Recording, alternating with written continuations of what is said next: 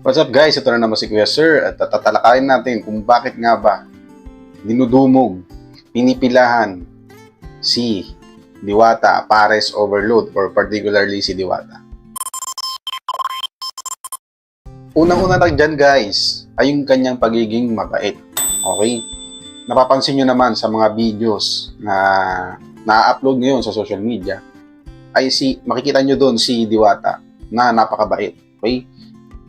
Siya ay magaling makitungo sa mga customers, sa mga trabahador, sa mga nakikipagkakilala sa kanya, at kung sa kanino pa. Okay, napaka-soft-spoken niya at malumanay siyang magsalita. Doon pa lang alam mong mabait yung tao.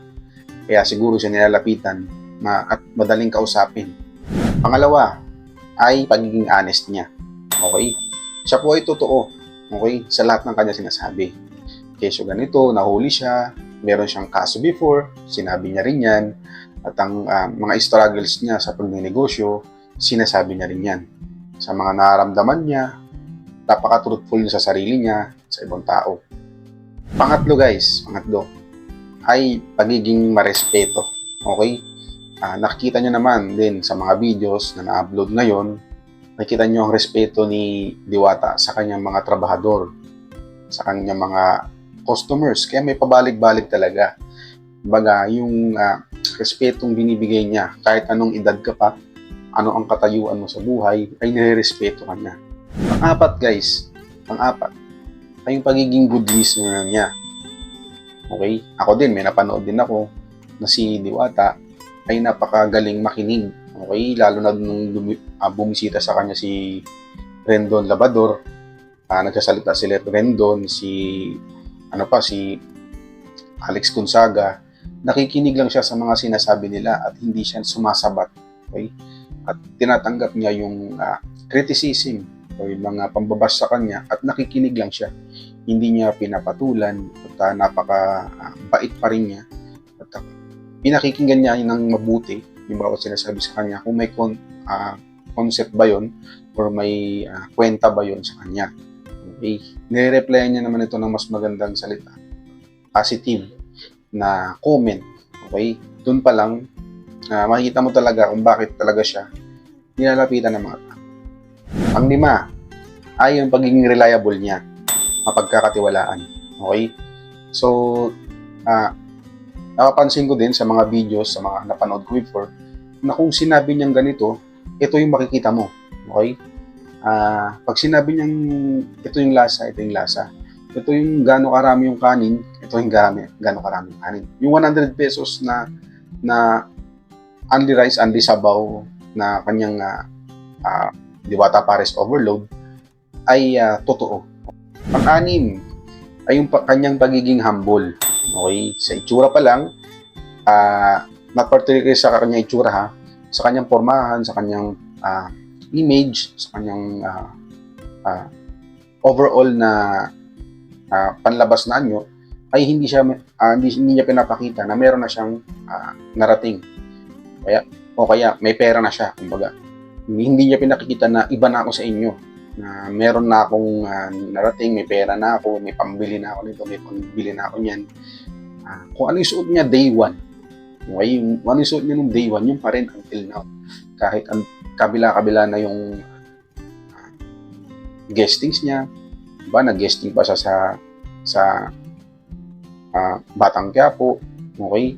So, yung mga ganong senaryo, dun pa lang malalaman mo na humble yung tao kasi ang dami niya nang narating, pero still, pinakikita niya na tao pa rin siya. Kumbaga, hindi ako mayaman, hindi ako ganito, hindi ako mas mataas sa inyo, hindi ako above sa inyo. Okay? Okay, number 7, okay? Yung kanyang pagiging positibo. Okay? Positibo sa kanyang mga pananaw sa buhay, sa mga nangyayari sa kanya, na may mas darating pa sa kanyang mas maganda pa. Okay? Basta sisipagan niya. Yan, okay? Masyado siyang eager talaga siya na mas umunlad pa. May pagkakaperahang iba, meron siyang mararating na mas malaki dito sa part na to, is igagrab niya. Positive siya na kapag ginawa niya to, is positive din ang babalik sa kanya. Kumbaga, as long as ginagawa niya yung tama, positive pa rin yung babalik sa kanya, yung makukuha niya. Kasi pag naniniwala din ako personally, naniniwala ako na kapag gumawa ka ng positive thing, babalik sa iyo 10,000 folds. Okay? Sumunod, ay yung pagiging pagkakaroon niya ng empathy sa ibang tao. Ito yung pag-intindi sa nararamdaman ng iba.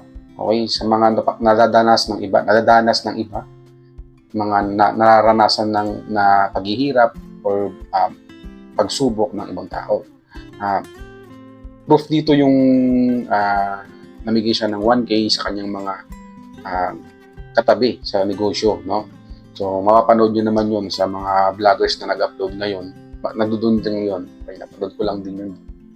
At doon yan pinakita na hindi dahil sikat na ako, hindi dahil mas mataas ng kinikita ko sa inyo, mas malaki na, ay hindi ko na kayo papansinin.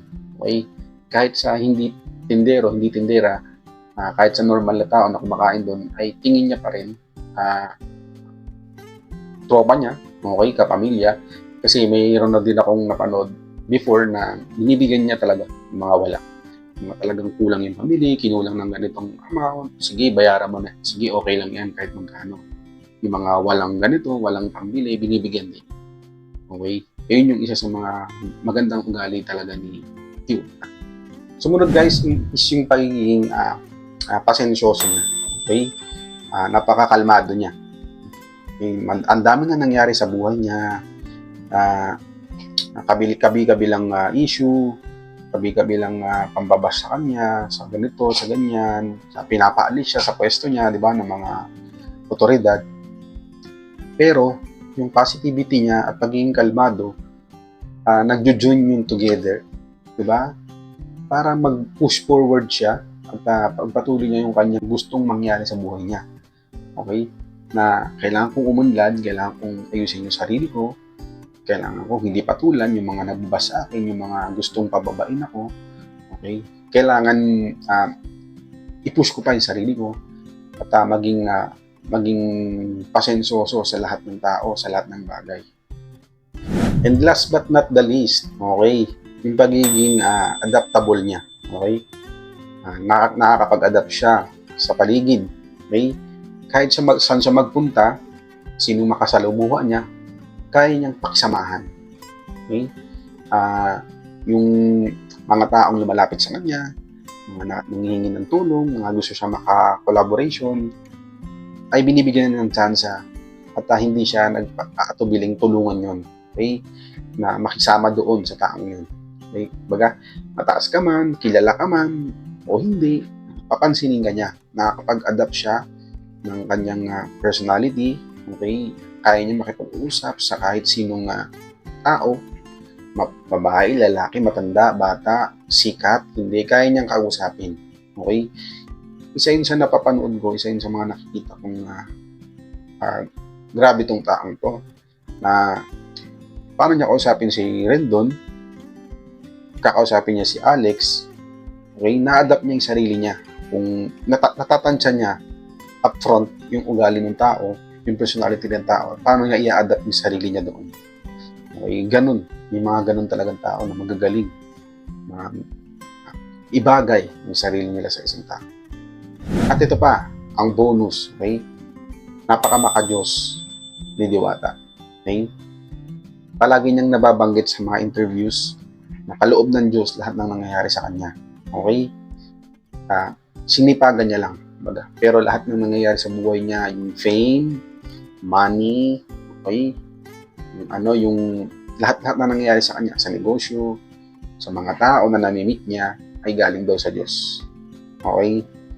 Yun guys, kung may tutunan ka, at kung gusto ka pang meron tayong i-review na tao, na personality sa social media, ay i-comment mo lang dyan sa baba. Okay? Kaya sana mag-suporta mo si Kuya Sir. Maraming salamat sa panonood. God bless.